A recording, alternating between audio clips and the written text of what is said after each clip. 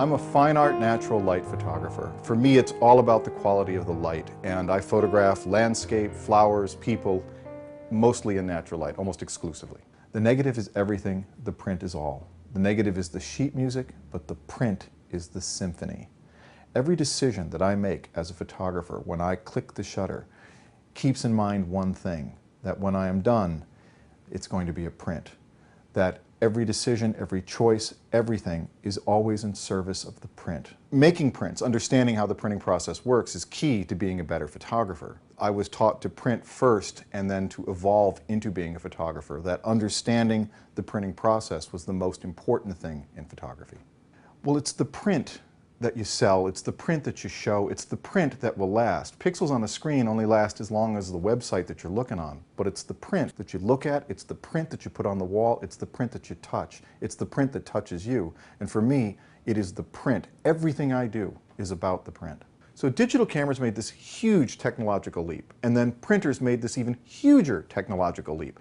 And when you would look at a photographic print on a photographic type paper off of an Epson printer, you were just floored. I mean, everybody was just absolutely blown away that you could actually do that, that you could get a black that black and a colors that deep. However, my beloved cotton papers, I wanted to see that quality of black and that depth of color on those papers. What evolved was this observation that it's a system, that the ink and the printer and the paper all work in tandem, that it's not just one thing, it's all things. And where we are today is we have a paper that gives me the black and gives me the color that I have always dreamed of on a cotton-based paper. What I love about cold pressed natural is that I can actually get a black, that I no longer have Dmax envy. That not only do I not have Dmax envy, but I have beautiful tonal ranges and tonal changes, and that I have incredible color based on the depth of the black.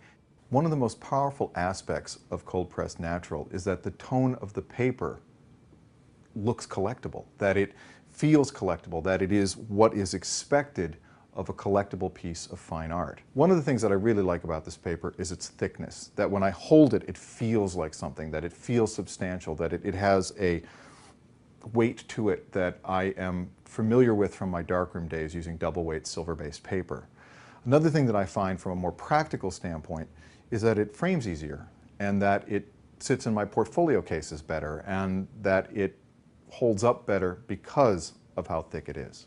Well, what does it matter? I mean, it's going to be in a frame, right? Who cares how thick it is? I mean, you're going to put it in frame, put it behind glass, no one cares. Well, you don't buy a print behind a piece of glass in a frame. When you buy a print, it's in your hands. But the fact remains that the sale occurs here. It doesn't occur there.